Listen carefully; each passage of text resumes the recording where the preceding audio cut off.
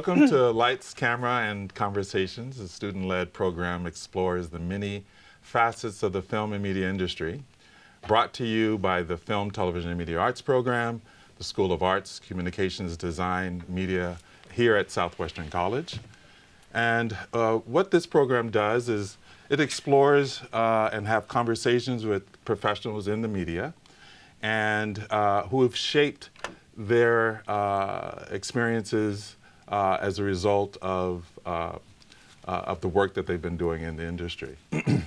Today we have the great pleasure of speaking with an incredibly talented individual, Paola Tapia-Limón. Thank you so much for coming. It's great to have you here. Me. So I know that you're just visiting, well, you live in Southern California, you live in Los Angeles, Yeah. You're visiting family in Mexico. So you were born on the border. Basically, yes. That's always the opening of my bio. I'm Yeah. like a child of two cultures. I kind of had my feet in both sides. So I thought maybe we could talk first, before we talk about your story, your journey, kind of the work that you're doing right now, mainly as a writer. And so yeah, share with us a little bit of your experience thus far. Yeah. So I mean, I've always worked in TV and entertainment, but I've had multiple lives within it and different kind of jobs and careers. But I think I finally have found my place. And so now I'm a TV writer for scripted television. And it's been, as you all probably know, or maybe you don't, it's been a tough time for the scripted world. Because I mean, obviously there was COVID, and then we went through a crazy strike that was, the biggest the industry has ever seen. And it's been very slow to come back. So it's to survive, in order to survive and kind of stay, you just have to come up with your own opportunities. And so that's what I've been doing in the last 2 years. I developed my own show, and found as a newer writer, I needed to find some more senior writer to supervise me. So I found an amazing showrunner to kind of come on board on my show and work with me. And we're currently, we sold it to, and this gives you an idea of how long everything takes.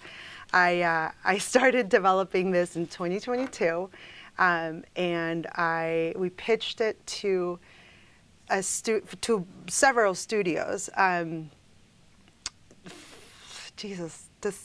It was January through February of 2024. Okay. I was pregnant. My son was born, and then I had to pitch from the hospital, the last 2 pitches, and then we've been developing it. You pitched from the hospital? Yes. 2 other pitches were from the hospital. So how did... I just had my husband get me like a nice sweater, and the good thing is that the show is about it's a medical show, so we kind of incorporated it into the pitch. I used to say, and now I'm pregnant. That was part of the show, and then it kept changing into, and now I just had my baby, and I would show the camera that I wasn't like underneath the sweater. I had like the medical gown, and those were the 2. Those 2 didn't buy the show, which I was like, excuse me. But another studio did buy the show, and then now that we're getting ready to pitch to networks, which is the next stage, I again keep changing the line where it's like, now I'm saying, and my baby's 6 months, and my baby's 7 months, and now I'm like, he's a year old. So that's how long it can take. But that's where I'm at now. We're getting ready to pitch to networks, and hopefully we'll sell it, and we'll get to make a show very soon. So you've worked on a variety of shows prior to now, obviously. And so maybe could you talk a little bit about some of the projects that you worked on, either as a writer or working with writers, and what's that like? What's involved in that process? I mean, because I was in the unscripted world before I got into scripted television, it's not always easy to transition from one to the other at the same level. Like I'd risen up the ranks in unscripted, and then I kind of started from scratch again in scripted, which I don't recommend it. If you can find your lane sooner, it's definitely better. Because it's very difficult to cross over. Yeah, so I basically went from having been a supervising story producer in unscripted to like convincing somebody that I would be okay being a post PA. But I was like, I will be honored to bring Aziz Ansari and Alan Young a coffee. Like, please let me do it. And so I did, and because I had more experience, like, I think I was able to move up the ranks higher, faster. Sorry. So I did do basically every assistant job there is. I was a post PA. I then kind of stalked everybody on the call sheet until I met, the right assistant who would have coffee with me, and I would be like, "Hey, I really want to get into even then I didn't know I wanted to be a writer. I thought I maybe wanted to direct. So I was like, I just want to be on set." And so that person recommended me to, the next day he got a call asking for a resume, and so he connected me to a former boss, and then I became a director's assistant, which is kind of a made-up position for me. I was on set a little bit like being the eyes of one of the UPM, the producer that kind of manages all the logistics. I was kind of her eyes on set, but my job was being a liaison between the directors and who were in New York and the writers who were in LA, and just kind of like the whole crew. So which was really cool because I got to meet everyone and kind of see what every department on set does. And then after that, I met the showrunner of the show there. This was for The Path. It was a show on Hulu with Aaron Paul. And I met the showrunner there, and we just really hit it off. And I told her assistant that I really wanted to be a writer. By then I knew. And for the third season of the show, they called me when the writer's assistant, her personal assistant became a writer's assistant, which I can, the personal assistant handles more like the schedule of this showrunner, so showrunner's assistant, and it can be anything from like doing personal errands, which luckily I didn't have to do a lot, but to like their calendar, reading scripts and giving notes. Like there's a lot of things you can do. The job is very broad. And so when her assistant got promoted to writer's assistant, which is a person in the room, you're taking notes of everything that's being talked about in the room by the writers. And then that's a very sought after position because you get to be in the room, get to know the writers and pitch ideas. And when she got promoted, they called me, and they were like, "Do you want the job? You have to be in LA in 2 weeks." And so I was like, "Yes." Convinced my husband. At the time you were living on the East in Coast. New York, yes. Convinced my husband to move to LA, and yeah, in 2 weeks we were in LA, and I was working for this showrunner for a few years, and then she promoted me to writer's assistant, which is where I got to be in the room. And then that's usually like a great way to jump into writers, but into being a writer. But it was that time where the room sizes were shrinking. A lot of networks have been doing this thing where they'll greenlight a show, so you'll start writing it, and then they want to see 3 scripts before they officially pick up the show.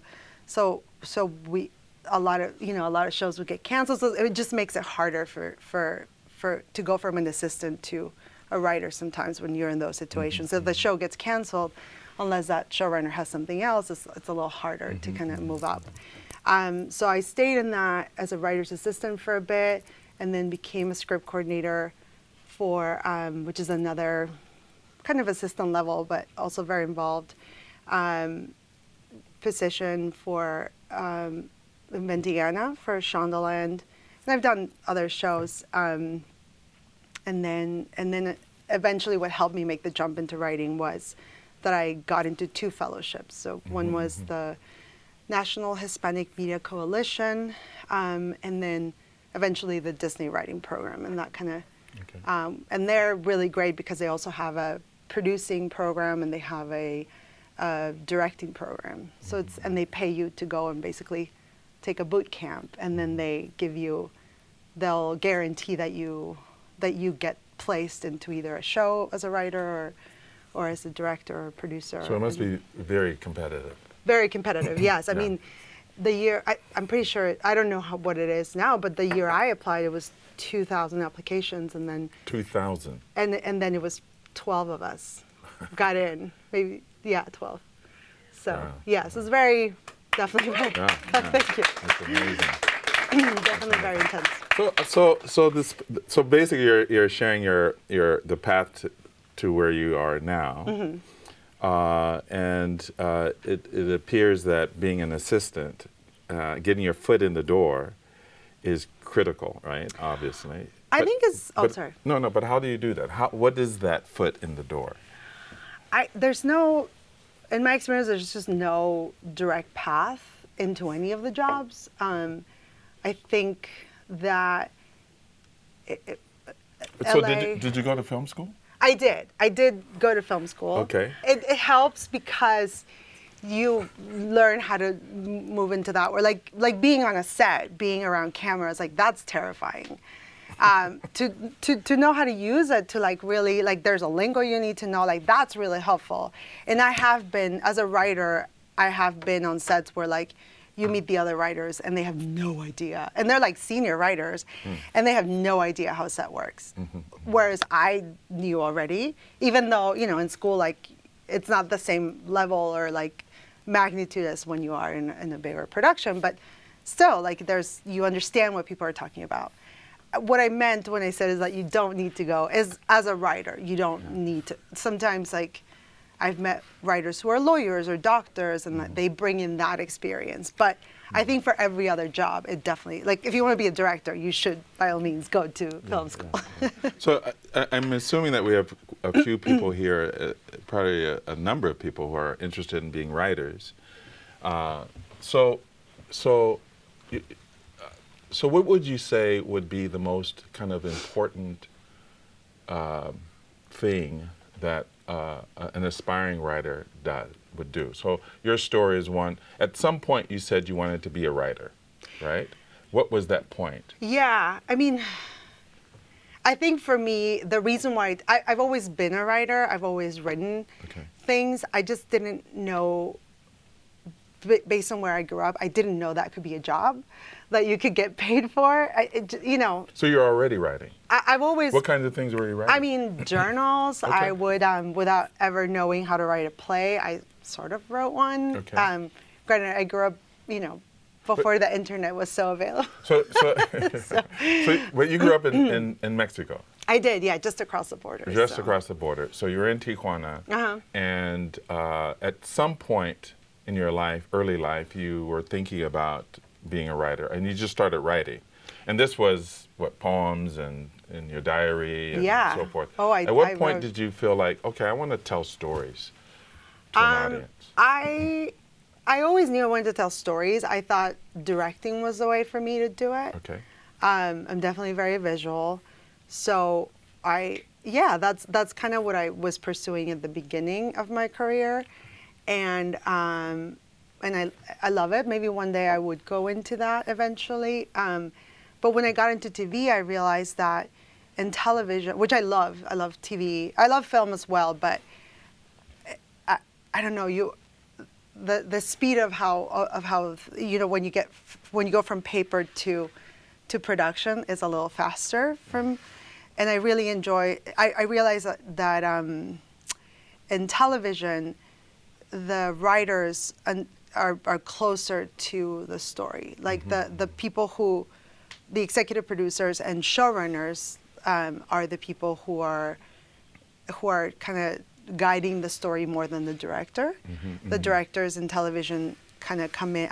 There's one director that stays throughout the whole process, and that's a producer director. but usually all the other directors just come in and out. So they come in, get one episode, and then they leave, and which is very cool. But I really wanted to have ownership of the stories I told, and in television, writing is the best way. And then once you're there, the showrunner I used to work for on The Path, Jessica Goldberg, got to direct her own episode on season 3. So, that's a path too. But yeah, the writers get to have more say in the story and how it's told in television. So there's 3 areas. There's film production, there's television. Within television, you have unscripted film, television, which is an experience that you began with, right? And then you're right now, as we're speaking, you're in that transition from unscripted to scripted. Yeah, well, no, I started that 5 years ago. Okay, so I've been now in 5 or 6 years. What's the difference between unscripted as a writer? What does a writer do for an unscripted You're technically show? not called a writer in unscripted. You're basically a story something. So when I started, I was a story PA, and the cool thing, and I'm not recommending this path, but the cool thing about unscripted is that you kind of get to be creative faster. Like there's less gatekeepers. The path going up, there's unions for scripted, and there's all these so many people trying to get in. So it's just a lot harder to move up when it comes to unscripted. And maybe this was just my luck. I got to be creative really fast. So even on my first job, everyone was so overwhelmed.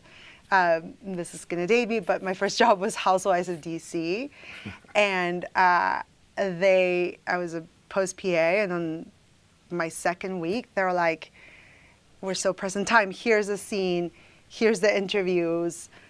Just jump on the Avid and take a stab at it." And you didn't know what you were. I knew sort of what the story was that they were going for. I knew the bullet points of what they needed to cover, but then it was like go at it, and I would cut down the scene to selects, and then I would pull the interview bites that made sense for the story, but then sometimes they didn't have them, so you would just write pickups. So I kind of got to be creative really fast, and I met a lot of producers who just were really encouraging, and one of them put me up for a job in New York, which is where I wanted to go, and I don't think I got that one, but then I just kept going to interviews. I would take the bus overnight and go to an interview and then come back to DC. And then once I got one, they helped me. But that is one of the benefits of unscripted, that you do get to move up a little faster. And then to go back to the question, you're basically crafting story, but you're not working with actors, so you're recrafting it multiple times. So I was mostly in post production, and I would work with the not showrunner, with the executive producer of the show, and we would come up with okay, they'd done interviews with the talent of the show, and they would come up with okay, ideally these are the stories we want to follow. And so we would write beat sheets of okay, an episode would have these points, this is the story, and this is kind of the beats we need to get.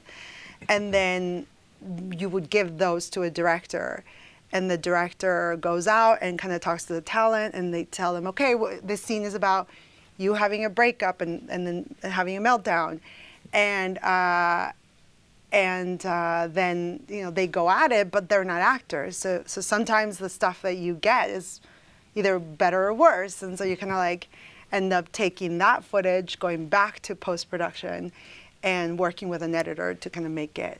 And there's a lot of taking, audio that wasn't set at the right moment, and kind of playing with it a little bit, and taking shots that weren't meant to, that didn't happen at the time, to kind of create tension or whatever. So, so you're playing a lot in post, and that was really cool. So a lot of it is like improv, basically, yeah? I mean, Yeah, I kind of mean, making it up, not making it up, but yeah, you have a structure. Right. But within that structure, there's a lot of flexibility. Yeah, you have to be very flexible and kind of be able to improvise and adapt to whatever the new story is, because sometimes, you script something and then they come back with something so much better that you would have never even thought that someone would do. Yeah.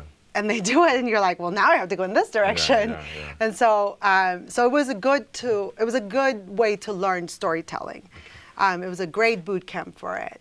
And so I was a story producer for a long time. I did some field work, which was like go out and direct the talent. And sometimes I did a show. I did What Not to Wear for TLC, and that one was, it was hilarious. You would go out for a month and actually stalk the people on the show with the help of their friends and family. They didn't know you were shooting them, and I had secret cameras, and I would stalk them for a month, and then plan a reveal, and then do the reveal, and then you would fly back with them to New York and follow them for a week as they were.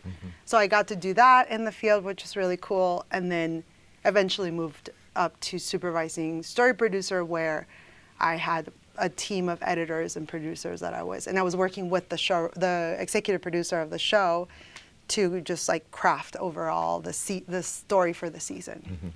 So what shows did you work on, the unscripted shows? Well, What Not to Wear was one of my favorite. I worked on Ink Master. Okay. I worked on Real Housewives, was my first one. Okay. I did Everybody knows Real Housewives. Yes. It's the only one I know. But. Okay. Well, I did Food Network Star. I did Design Star. I did the Singles Project for Bravo, less known one. I did one for the UK, Made in Chelsea, the New York version.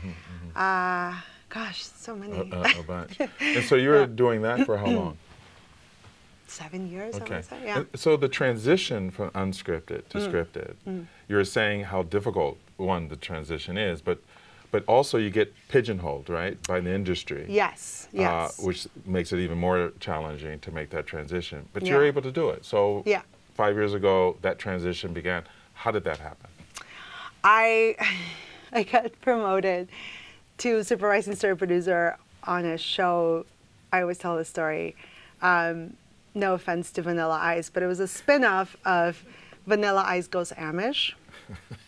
And it was called, and the show was called Amish Renegades. And it was these two Amish guys that would go around the country and, just renovate houses. And the budgets had been getting smaller, and so I basically, it was me and 3 editors, and I didn't have story producers. I was doing all these things by myself, crafting all the story by myself, giving notes to editors, and then the field wouldn't get what I needed, so then it was just a lot.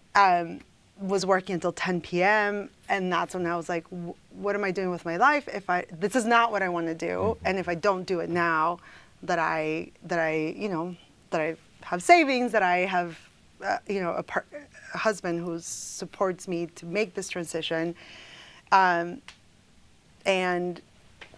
I just don't want to do this anymore. So I basically stopped taking jobs, because you get jobs a lot from your peers, and so I stopped taking calls, and kind of just started looking at my contact list and seeing who I knew who had made that jump, and I found this one. My first boss on Housewives of DC had become a head of post at the company that produces Emily in Paris, and I just called. I emailed him. I didn't hear back, and I just was like, screw it. I picked up the phone and called him and was like, hey, do you remember me? I worked a long time ago. I was like, I really want to make the transition. I'll do whatever. So he sent my resume, and that's how I got my first the master of none job. Okay, as a PA. As a post PA, yes, yeah. So, yeah, you just have to be willing to do, just like not be scared. Like I said, I'd been running teams, and I'd be like, I'd be people's bosses, and then I was like, if I really want to do this, it's now or never. Yeah. So I just was, can't be scared to put up your sleeves and just like get it done if you really want it, So okay, so a lot of students are the film industry is like an iceberg, right? There's the things that we know about directors, right, actors, producers, right, etc. But there's a whole universe of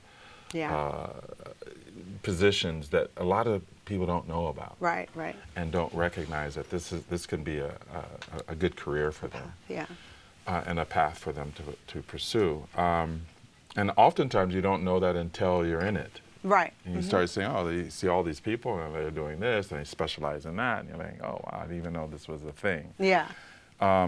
So when you made that transition, you're now working as a production assistant, and you start hearing about these positions. One of them, for example, is a showrunner. Mm-hmm.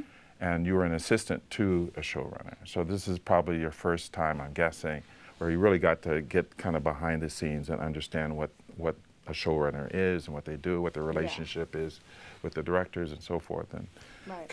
Could you maybe describe that? And then also I want to transition into your experience as a writer, mm-hmm, and because you talked also about the writing room and what that is. Mm-hmm. Not what that is, but I'd like for you to describe what that is, mm-hmm, for my students. But yeah, what is a showrunner, and what was your job initially as the assistant? And what are the steps towards that? Yeah, I mean, showrunning is the person who's basically in charge of everything in the show. In film, that job is usually the director. Like a director will have final say on the look. Like sometimes the director will do a pass on the script, and that's the one that gets shot. They'll decide the look. Like everyone goes to them for every final answer. In TV is the showrunner who does that job, and usually that the showrunners come up from the writer's room, the writing way, mm-hmm, or writing track rather. And they're the people in charge of everything. So they're writing the story with the writer's room. They are having final say on casting. They are having meetings approving wardrobe. They are meeting with all the directors and having final say on who the directors are and what the look of the show is going to be. Excuse me. So what's the difference between a showrunner and a producer? Okay, so, well, there's all kinds of producers. Mm-hmm. There are people who are just like in name, like people who kind of helped, like an actor can be a producer. If they get attached and they have a big name and that helps sell the show, they can be producers. There are producers that bring in backing, money. And then there are producers who are logistics producers. So like a UPM is a producer who manages everything from like locations to, whatever the director needs, whatever, just manages all the money, mm-hmm, and the budget for the show. And then writers can also be producers. And there's different levels as a writer. So it's like staff writer, then story editor, then executive story editor, and all the way up to executive producer. So there's, when you see producer, it's kind of like it's a big umbrella under a lot of these titles, but there's, to answer your question, there's a lot of people who are more logistics and people who are more creative. Okay. So the work of the showrunner is basically to manage the production of the show. My sense, so this is almost explicitly for episodic films. Episodic TV, yes. Television. Yeah. And that's to maintain the continuity. of the story. Yeah? Yes, the writer is in charge of that, and the showrunner. So, And do they select who the director is, or is that? I mean, it's multiple people. Okay. Television is obviously both film and television are very collaborative, but I would say television is a lot more collaborative because you don't like in film you kind of have one vision usually, and that's like the director. Versus in television, you have a showrunner, yes, and that's that person's vision, but there's other like you're hiring a lot of people because there's so many episodes. Like as a showrunner, unless you're Mike White or I don't know, I think sometimes Shonda does that too. Right. You need a team of writers to kind of bring their stories and their input, and so you kind of, as a showrunner, you manage all of that and definitely have a say on who the directors are, and you want to have their input and their creativity to come into telling of that story. Can the showrunner direct the? Yeah. Oh, yeah, for sure. Like I said, my former boss, Jessica Goldberg, who was a creator of The Path, she on the third season, she got to direct her own episode. I know a lot of people do it. So yeah.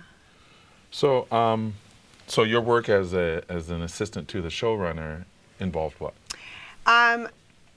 Truly everything from managing her schedule to like sometimes I just had to run an errand for her to I think my success in it is that I already knew enough about production, but also that I'm very nosy. And so, and politely I would go up to her, and she was also very kind and willing to teach me.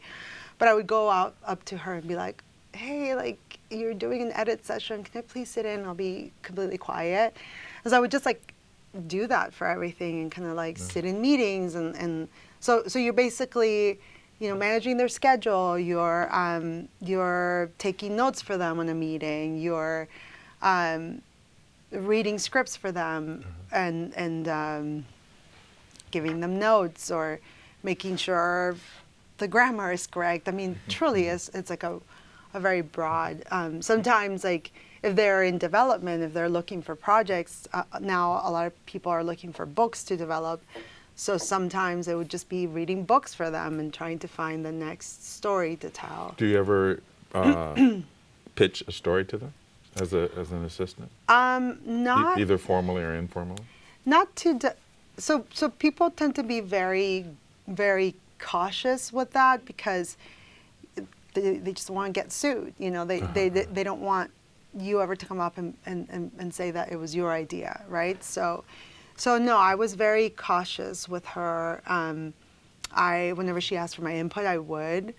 Once after a couple of years of working together, not maybe like a year and a half, she got an opportunity to do a pilot for NBC, and she knew me enough that she would ask me to pitch ideas for her, and then eventually let me write things for her, and mainly for casting. So you established a personal relationship with her. She felt comfortable with you. Right. She trusted you. Right. She saw your talent and wanted to. Okay. And she asked to read a sample. Okay. Like it's just a little hard to, just because you can get influence from anything you read, and so you don't want to, like most people will not read an unsolicited script. Right.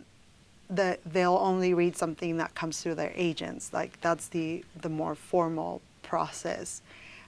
So I was always very careful to not, unless I was asked to, I wouldn't pitch. Eventually I did get to be in the writer's room when I moved up to writer's assistant, and then there I got to pitch. The show I did with her as a writer's assistant was the show Away for Netflix. And when she was looking for one of the characters has a genetic disease, and she couldn't think of one that was original, and I pitched her, I have a genetic brain disease that's under control, but my dad has it, and so it's in the family. And so I pitched her that, and she loved it. And so the whole season, one of the character storyline was based on my life, but it kind of it came from her. So yeah, so I think it kind of, you just have to be respectful. I think I heard an interview with Amy Poehler where she was like, if someone gives me a script, like that person's like, I'm never talking to them again, because they just don't want to read your stuff without a formal process, unfortunately. But that's the way it is. Very, very exciting. It's wonderful to hear, kind of what your path has been in the industry thus far. So maybe I'd like to shift a little bit to the writing process, and maybe so you talked about pitching a story. Maybe this is not where you start, obviously, but in the classes that we teach, we often ask the students to pitch their story to the class. Part of it is just to develop the muscle, yeah, That's great. to do that. And like 99.9% of my students fear doing that. I fear doing terrifying. that. It never goes away. It never goes away. Okay, that's good to hear. So, Yes. Could you share a little bit about really the practical and what your experience has been in pitching stories? Yeah. And then circling back a little later on about the room, the Writer's room. the writer's room, and sharing about. Yeah, I mean, I wish someone had told me when I was starting how important pitching and knowing how to almost perform for a room was for this career. You think writers are just kind of in a little room, writing by themselves and never interacting with people. And sure, there are some people that are like that, but it's a lot of performance, especially now with all the competition with shows. You really just have to know how to tell a story concisely in an exciting way that is going to obviously engage your audience, but also make them feel something, which is, because that's what you remember. Like when someone tells you, sure, you can talk about this exciting thing, but if you can feel something, that's it just goes directly to your, what is it, amygdala, and you just it just stays with you. So I think that's the art. That's where the art is, and so pitching never goes away. It's from pitching yourself, trying to get a job, telling them why you're the best person to be in that job. As a writer, every time I'm put up for a show, I have to watch whatever there is about the show or read whatever there is about the show and find the stories that I deeply connect with, that I can be like, I can write for this character because of this and this and this. This is my life story that I can connect to this show. And then when you're in the writer's room, which is what most TV shows have, you meet for weeks and weeks, for hours a day, and you're just coming up with brainstorming, coming up with story, writing everything together, and then usually the writer who's assigned the episode goes out and writes it. But then you come back into the room and workshop any issues together. So the room is made up of who? Writers. A bunch of, how many? Depends. Okay. That's changed. It used to be where you would have 22 episodes on a show, and so you would have 15 to 20 writers. That was before my time, and then they've been consistently shrinking, unfortunately. So when I got in, I'd say there were 10 writers. Now it's more like 5, which, post-strike, that's kind of where the world we live in now. But yeah. Speaking of the strike, and start kind of veering off a little bit, but one of the big issues of the strike was the use of AI for writers. And as you're talking, I was curious about how that has impacted, if that was the reason, at least in part, for the shrinkage of writers in the writing room, or not. But also, what is your take on AI as a tool for writers? Yeah, I'm curious to hear what your I your have thoughts are thoughts on about that. AI. Well, here's the thing. AI it's not creative. It's just basically taking whatever's been done and then, producing something based on what it's been fed. And unfortunately, it's been fed a lot of scripts that without permission. So, it's creating things based on things that they were not supposed to have. And it's unfortunately also the stories that have been told in the U.S. haven't always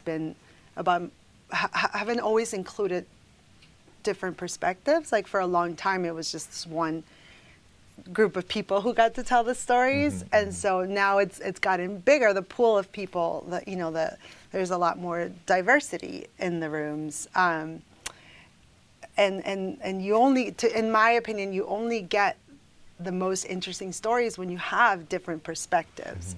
And I'm not going to say people don't use, as far as I know, people are using it more as a brainstorming tool, and I know I've used it as research, just because it's helpful. For my medical show, like I don't know about all the diseases that can cause, I don't know, blindness, for example. And so I'll just go into it and be like, give me all the diseases that can cause blindness. And so that is really helpful.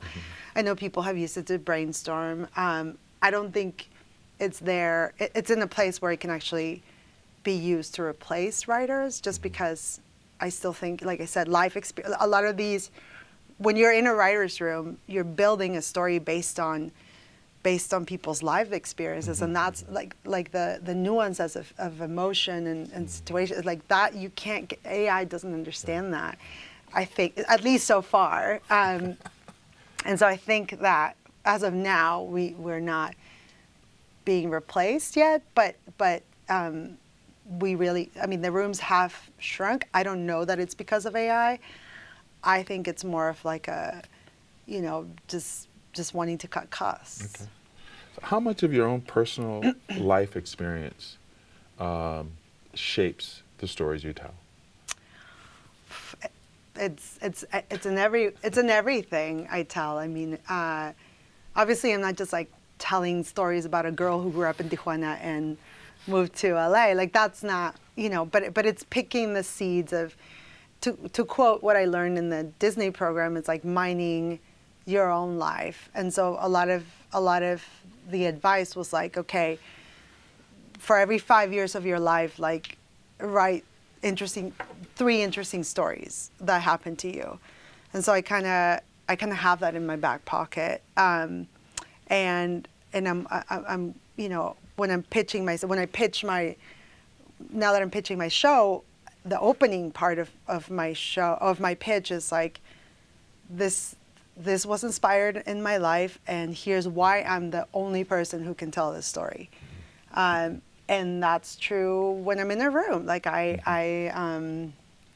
we're talking about whatever story, and then I'll be like, this happened to me, and then you kind of get to tell that little story, and they'll pick snippets. For example, in Home Economics, on season 2, the season I worked on, there's one episode that's completely inspired by my husband and my life, and how every time he goes to Mexico, he comes back as a Mexican boy, even though he's like a very white Boston guy.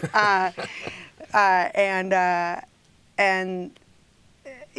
just kind of came from a conversation in the room where I was telling them that story, the story of one time when my uncle took him out for a weekend, and he came back with like python boots and like a necklace and like a leather cowboy hat. I was like, who's this guy? So that became an episode of Home Economics, basically.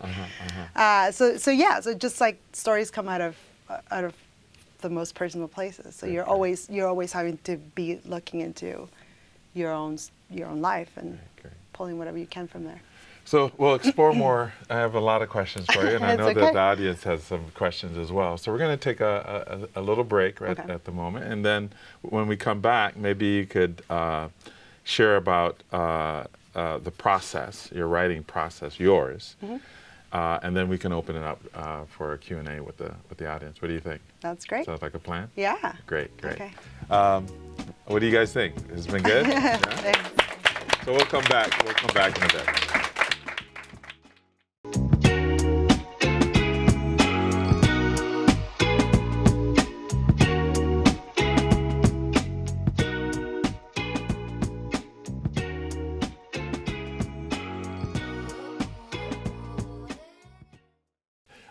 Where we were discussing really kind of what your process is. We were beginning to have that conversation about the process of a writer.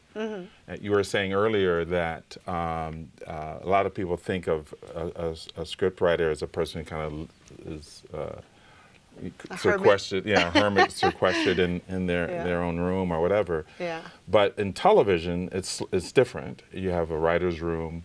Group of writers are working together, brainstorming ideas, etc. You still might have a writer who's actually writing the script, but at the end of the day, they're collaborating with others. What is your process in this process? Yeah, I mean, I'm always thinking about stories. I think as a writer, it helps to just be aware of what's going on in the world, read, yes, books, but also just read the news and like blogs or whatever that you think is going to inspire you. Because I've gotten stories from people I meet, that I'm like, oh, that's an interesting character. What can I build around that person? Or, I read an article and that is interesting to me and it's like a story that I've never seen, and so I want to develop it based on that. Obviously, there's books that you can develop too, and so it's just helpful to be aware, take in as much as you can, observe people. I think because eventually, like, you create different characters and they should all feel like their own real person. So for example, when I'm going to write a story, like, I'll have a bio for all of my characters, at least all of my main characters, and there are questionnaires you can find where it's like, what's your favorite color? What's your biggest trauma? What's your favorite movie? Like, all these things about our characters, it helps to know, because then it's gonna make them seem real, and it's not just like a stereotype or like a I forget the word, but it's not just like a flat person, like puppet that's just doing what you want them to do. So there's this interplay between plot and character. Yes. And so how do you approach? Right. So I'm a character person. Okay. I feel like I really need to understand a character and what makes them tick, what they're passionate about, etc. And in order to like see in what situations I want to see them in. That said, like, sometimes I've been like, oh, well, that, it would be interesting to explore this world, or this is an interesting thing that happened, and then you can build from there. I know that there are a lot of people that will go in that direction. They'll like think of like a premise, or it would be fun if someone does this and then this happens, and that's plot. And then from there develop the kind of characters that would be in those situations. But I'm a character writer, so I really do like to start from really getting to know these characters, and then which situations would they be. And of course, like, you always have an idea of a world. So for example, I knew I wanted to write about the medical world, and I have my own unique take on it. Because of your own personal experience. Correct, yeah. I come from a family of doctors and dentists, and I kind of have a whole pitch of why that was funny and traumatic in its own way, and how, I could have gone in that direction, but instead I'm the black sheep. So, I kind of, and those are the things I'll talk about in my pitch. But yeah, it kind of helps. I knew I wanted to write about this world, and then I thought about all the the doctors I know, and I was like, okay, what's the kind of doctor I really admire and I would want to spend years of my life with? Because, you know, you look at Grey's Anatomy and that's been on for I don't know how many years, and like in terms of my show, I started writing in 2022, and it's been 2 years, and it's been like a lot of ups and downs where I could have just given up so many times, and So it sounds like a relationship. yeah, oh yeah, absolutely. It's like getting married to your story, right? It's a bit of an abusive relationship too, unfortunately, because you know especially when once you are at the level of like you're at a studio like and network, you're getting notes from everyone because it's a collaborative job. Everyone wants to, if they're excited about it, which is what you want, they'll want to like contribute to the story and help make it better.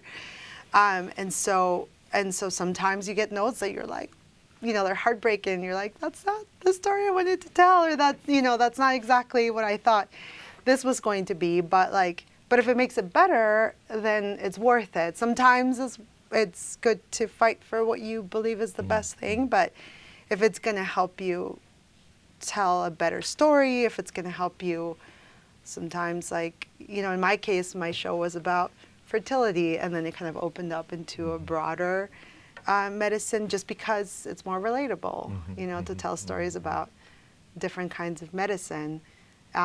It's worth, you know, it's worth making compromises in that sense. So you worked on home economics. I did, yes. And we have a clip. Yes. We have a couple of clips actually Yeah. about it. So maybe could you talk a bit about what we're going to see? Sure. And maybe in that context, talk a little bit more about your writing process. Yeah. So in a writer's room, you're all coming up with the stories together. You spend weeks kind of like blue skying, which is like just throwing ideas out there of what could be episodes.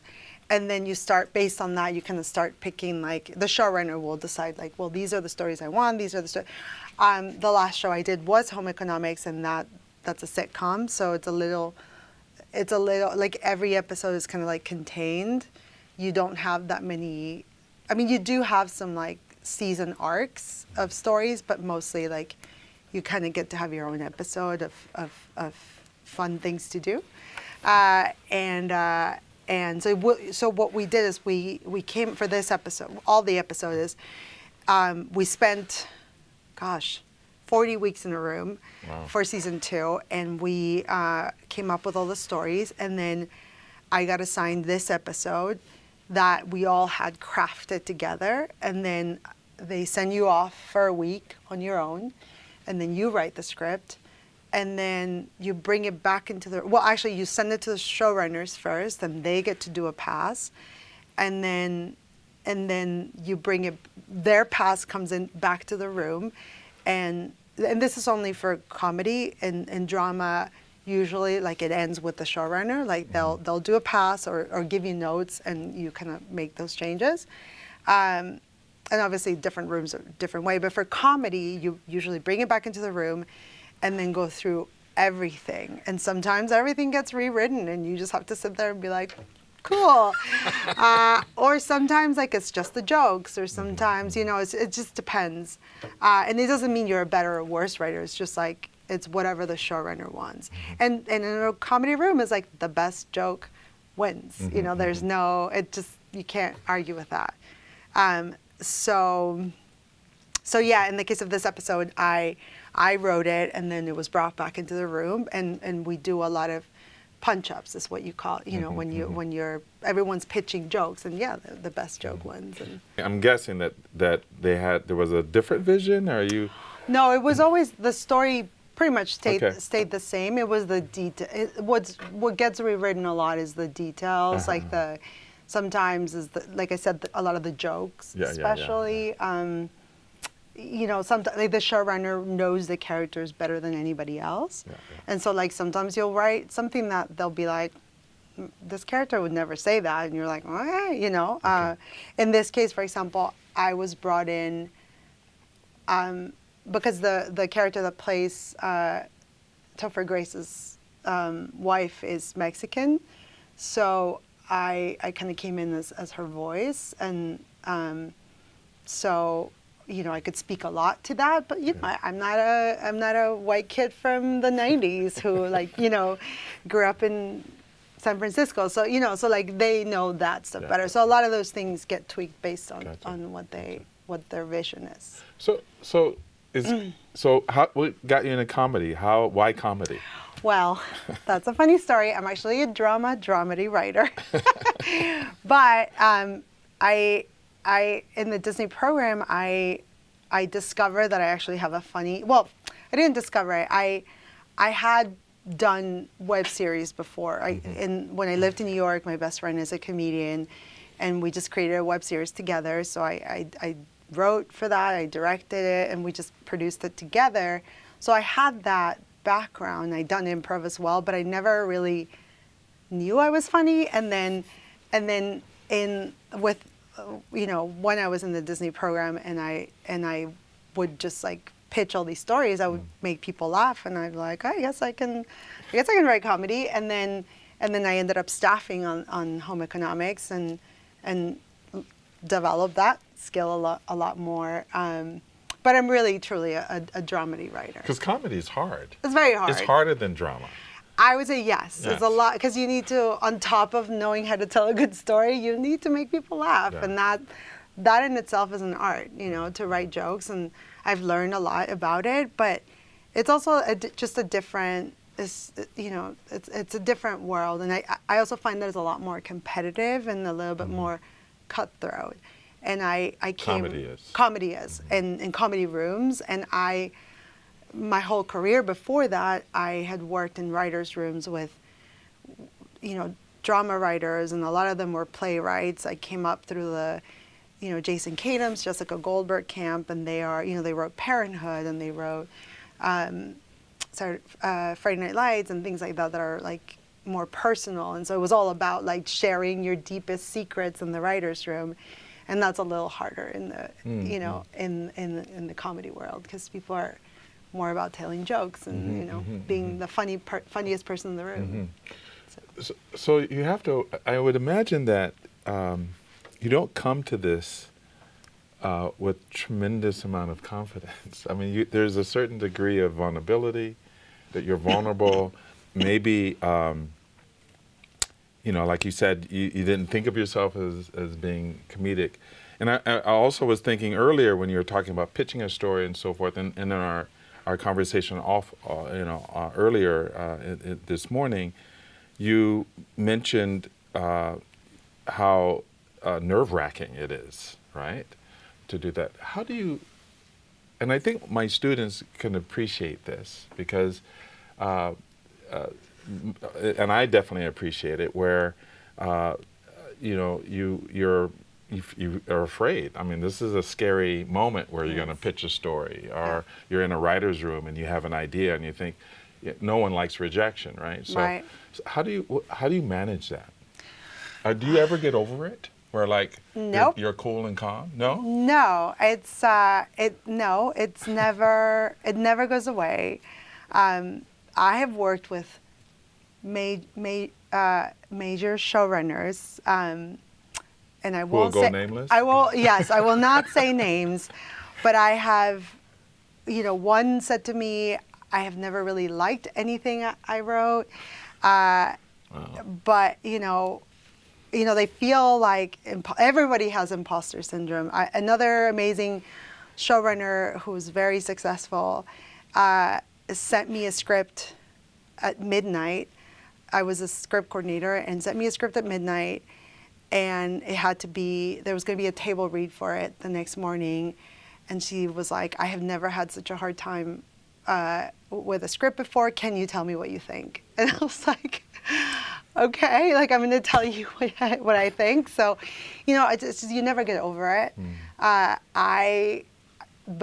When I did my first fellowship, and I had to talk about myself and pitch my story, I nearly had a major nervous breakdown, and I I actually forgot how to speak English. I had to say, like, I don't know how to say this in English. She was like, then say it in Spanish, the person running it. And I was like, okay. So it never goes over, but you get over it. I know I've done a lot of therapy.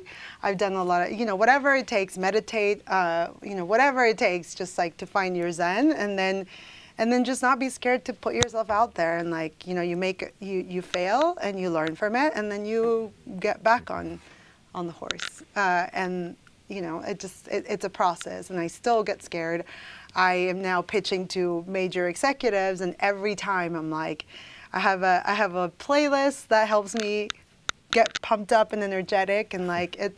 I was telling Professor Sisson that I went to a panel with Judd Apatow, and he was saying on his first job he was a showrunner on the Ben Stiller show, and he was saying that every morning before going out into the writer's room or set, he'd be telling himself self-help affirmations every morning, like, you deserve to be here, you're talented. And I'm like, well, if Judd Apatow does that, then everyone feels that way. I think that's important to remind yourself that if you're scared to death and you don't feel like you belong, this whole idea, actually it's a good energy.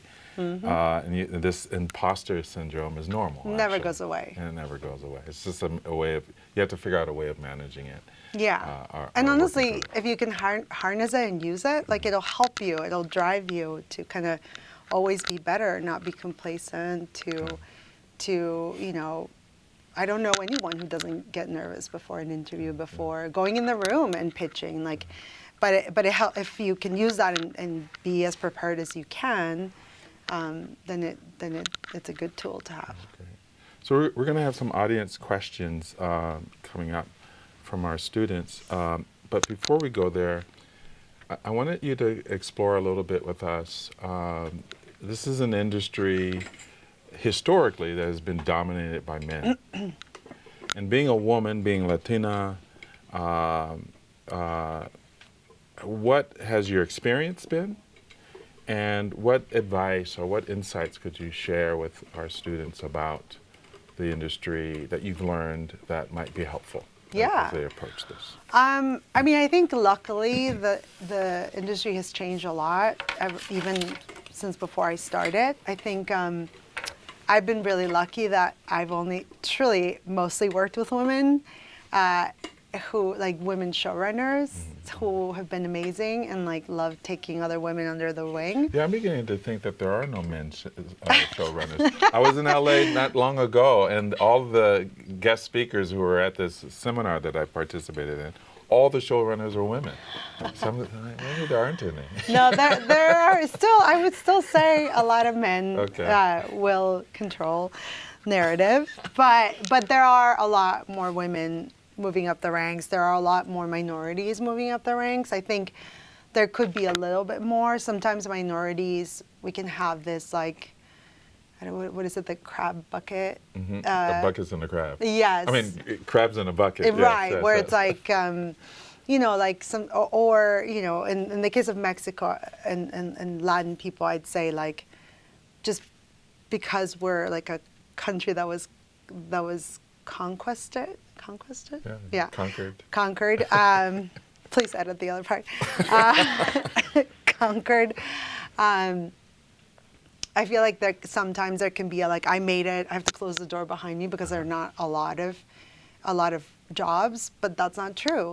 There are a lot of jobs, and I think other minorities are really good at, like, I made it, let me bring more people up. Like, there's so much room at the top, and I think so I think we could do better at that, and I think that's my goal as a creator. I just want to, and I was lucky enough to, the showrunner I attached to my show is that kind of person who loves, she's also Latina, and she loves, like, mentoring other people. So, I think it's changing. And then in terms of how to use your background, I think it's just owning it, finding the things that are really interesting about it. Like, what's the story? And this is something that the showrunner for Master of None, Alan Yang, told me when when I was working on that show, and I approached them respectfully and said, listen, I really want to be a writer one day.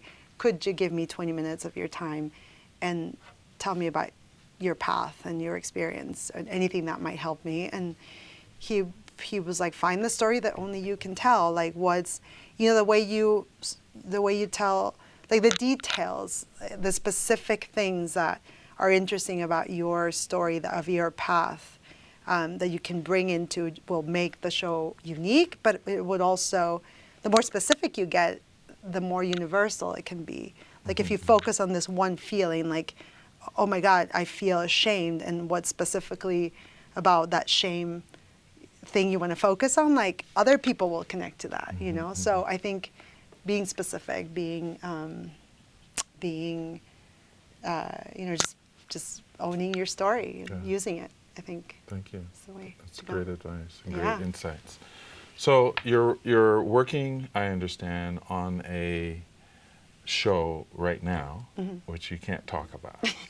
Yes. Can you talk about? I can talk about. Well, this is the show that I've been working on for 2 years, and this has just been on my own time. Without getting paid for a long time, while working other jobs. And I'm finally at a place where we're getting ready to pitch to, we're working with a major studio.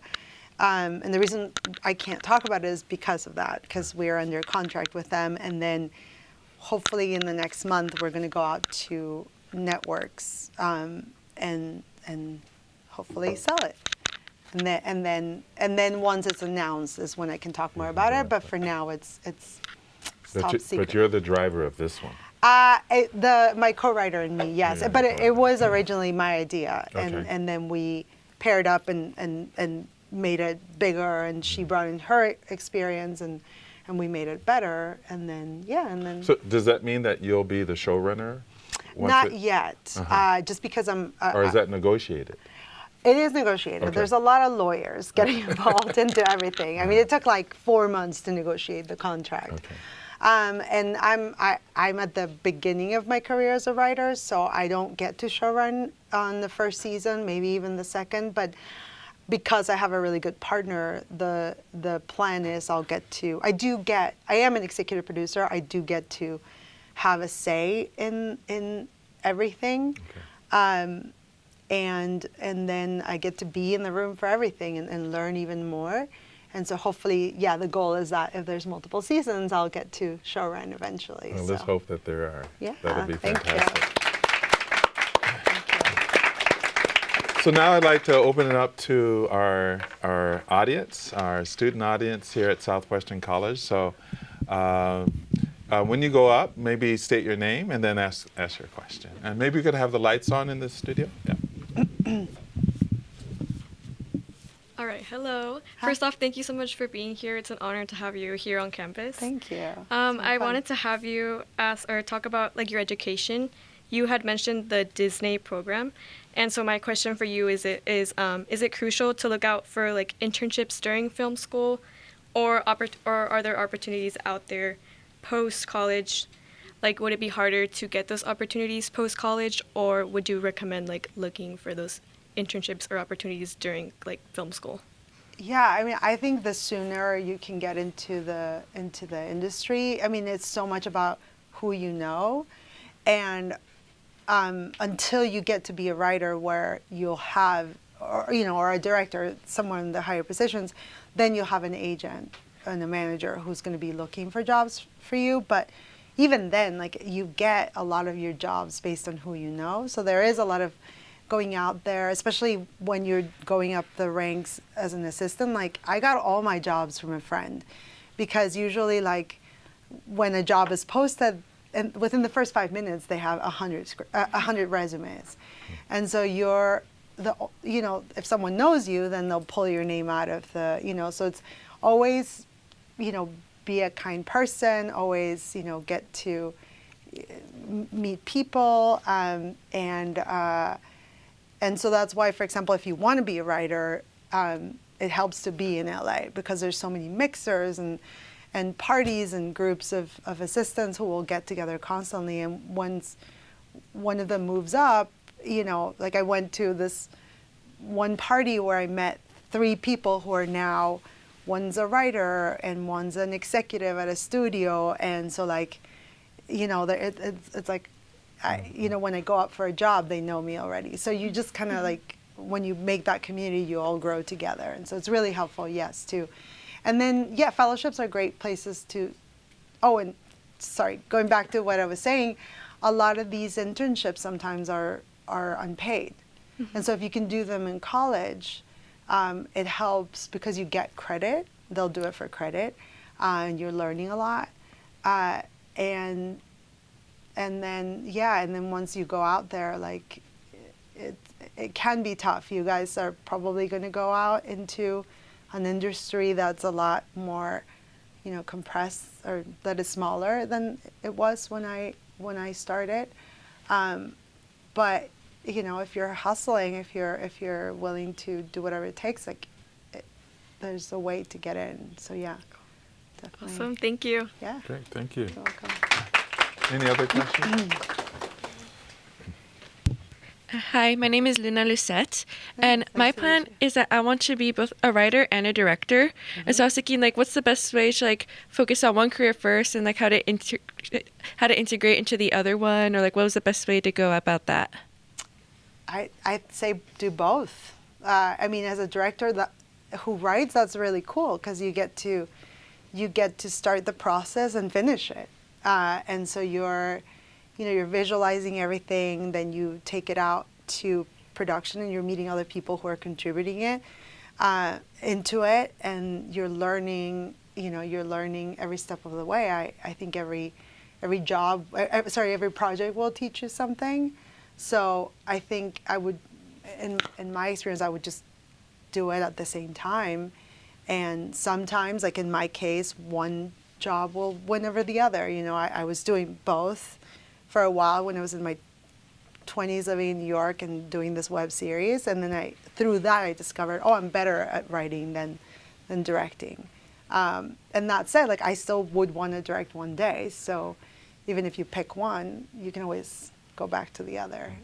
So I would say pursue. The more things you do, the more you're going to learn. So I would say just do as much as you can, especially while you're at school and have access to equipment and crew. And when I was in my 20s, and I would convince friends from my jobs, from my actual jobs in reality TV, to just come and work for free, and I would just feed them, and then we were all creating things together. So yeah, just any way you can produce, you can, create work will be helpful.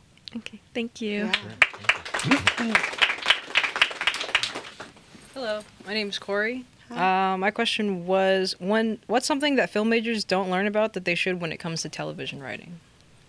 I mean, I think let's see. Gosh, so many things. I mean, you learn so much on the job. Sorry. So another way of maybe asking the same question, what advice would you give to a student to be focusing on developing now to get into the industry, and what do you wish you would have known going into the industry that you didn't know that you could have learned as a student? Yeah, I mean, that I wish I'd been more confident in my abilities to produce more work before.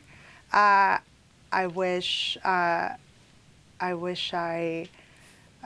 else? I wish I'd known how much it was about performance. Because You mean as a writer? As a writer, as a director, sometimes when you pitch yourself for a job, like, you'll have to also tell them why you're the best person for the job, and sometimes even pitch a whole deck with the look of the show, and convince them that they want to hire you. So yeah, I wish I'd known that, because, I'd taken more improv classes. I would have, taken more acting classes, just like anything that would help me put myself out there. And just go to events. It's really helpful to, like, film festivals, or just like, anything that's in the area. of what you want to do that helps you meet people. It helps get inspired. The other thing I have found really helpful is, for a writer, I need deadlines. I'm kind of a procrastinator. So I wish I'd known earlier that I'm a procrastinator and that it helps for me to have deadlines. And so once I figured that out, I created my own writers group, and I'd commit to, okay, by Thursday I'm going to have a script, and then I would get it done, and then that helped me finish things. So I wish I'd known that earlier too. Cool. Thank you. Yeah.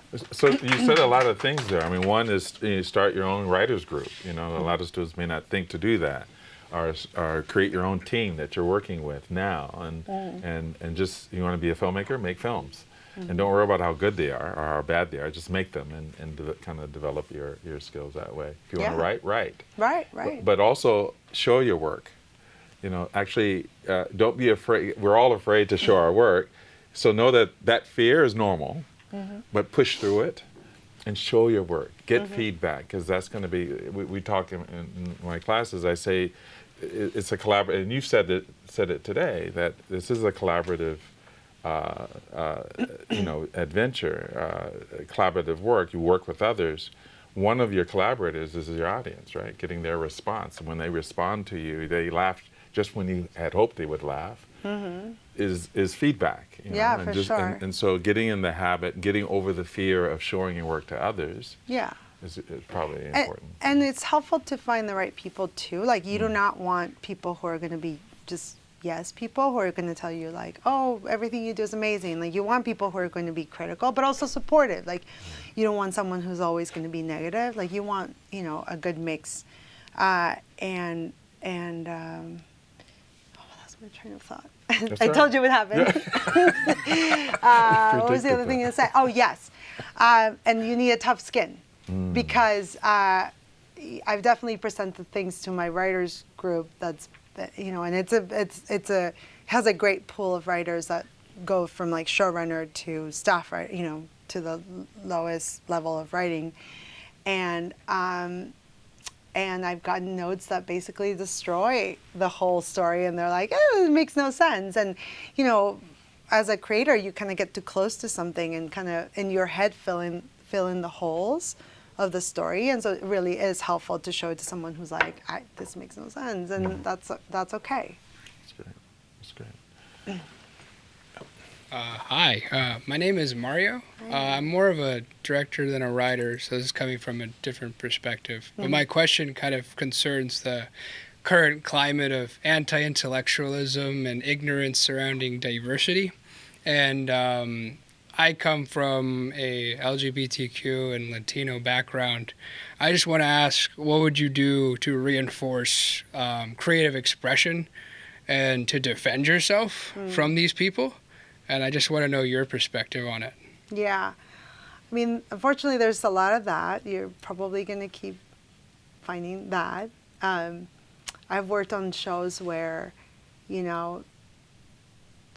person from one ethnicity will say, oh, well, I'm married to someone who's Latino, so I kind of know better than you what a Latino person will do. And I'm like, okay, not really. And so it's like you kind of need to know how to be political about that. But what I would advise you is to just try to, especially at this stage where you are not getting, or hopefully you are, but if you're creating your own projects and you're funding them or finding people who think like you, funding them, then like be as creative as possible. Tell the stories you want to tell that are true to your experience.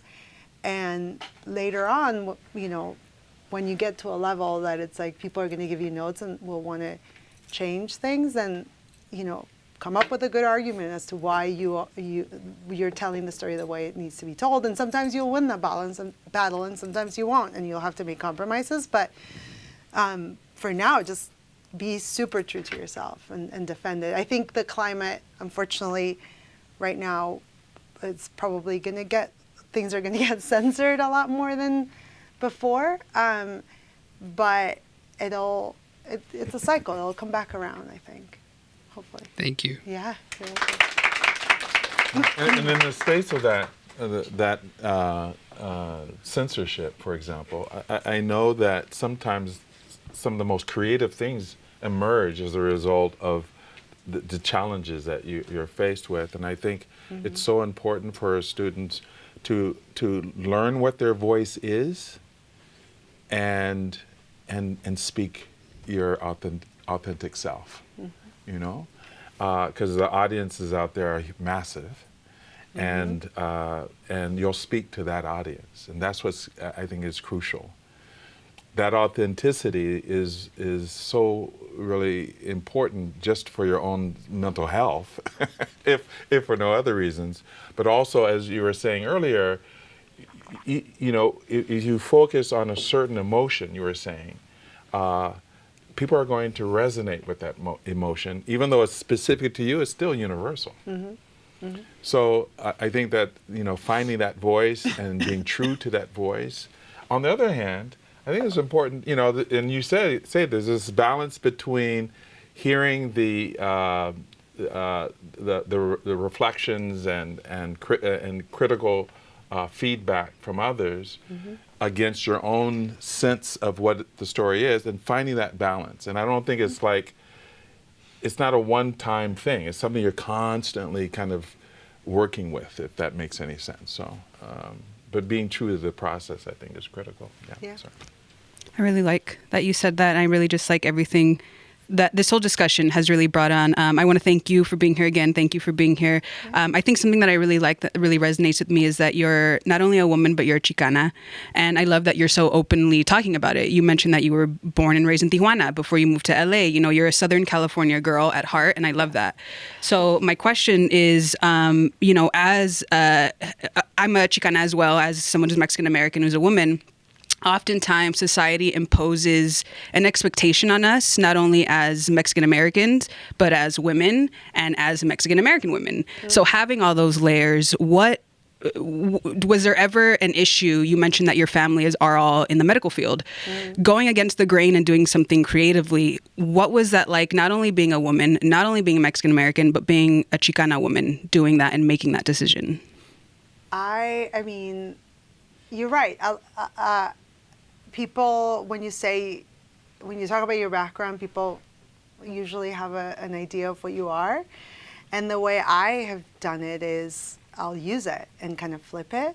So when I got into the Disney program, there was it's a crazy process of interviews, and I would talk about my story, but then there's a step where you have to pitch an episode of TV that already exists. So you have to like pick a show and then write a whole spec episode and then pitch it to them, right? And it ideally would be a show that you would be perfect for.